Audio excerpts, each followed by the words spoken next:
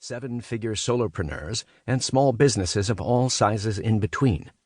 Businesses and people like you. These are the ideas, strategies, tips, and tricks that work now, today, post-pandemic. I used one of the strategies in this book to quadruple my income in less than 2 years. Another was taught to me by an entrepreneur who used it to create an opt-in list of some 500,000 people. With that list, he nets millions a year from new product launches. There are scores of similarly powerful, viable, affordable, easy-to-implement business growth strategies throughout this book.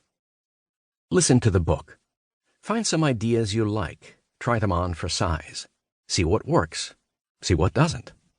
If I did my job right, finding a few workable strategies that can boom your business should not be all that difficult, and the benefits can literally be life-changing.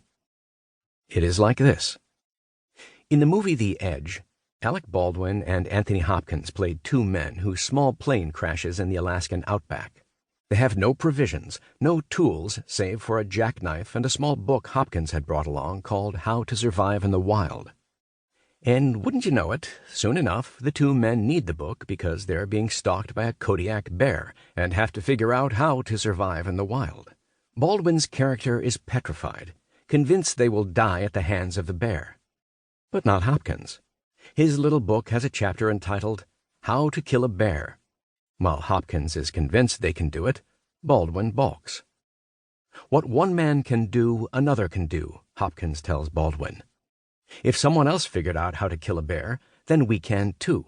Now say it after me. What one person can do, another can do too, Hopkins bellows. Baldwin can't bring himself to say it. He doesn't believe it.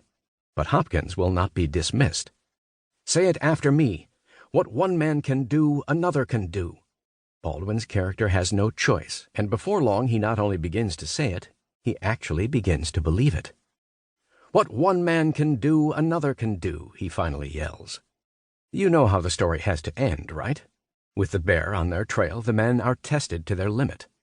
The bear finally attacks, and Hopkins and Baldwin lift the crude spears they have whittled to try to fend it off.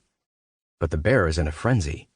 It gets inches from their faces, but as it does, the giant beast makes a wrong move, impales itself on their spears, and crumples to the ground, dead. I often tell small businesses that they do not have to reinvent the wheel.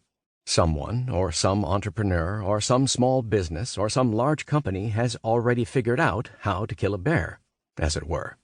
They have spent considerable time, money, effort, and resources learning and perfecting what works. All we need to do is discover what those things are and copy them. So that is what we're going to do.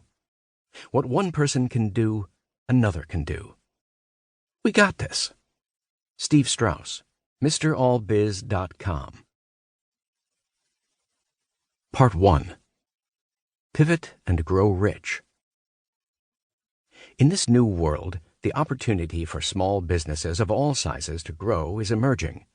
In this section, you will find 6 powerful strategies for taking your business to the next level. Chapter 1. The Pivot.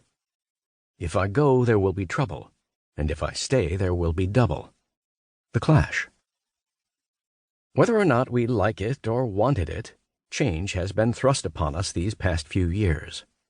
Between COVID-19, quarantining, the ensuing economic crash, unrelenting unemployment, business shuttering, the massive pivot online, and now rebirth, our personal and business lives were completely upended. Yet, while a pandemic was not remotely on our collective radar, change definitely should have been.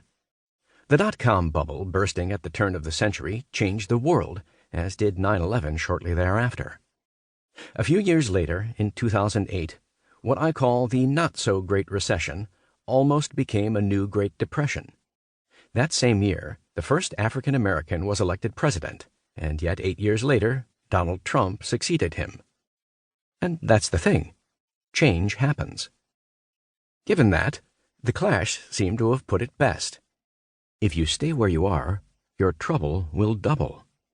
Rather than resisting the inevitable change that we clearly constantly live with, it behooves us to accept the reality that the only constant is change.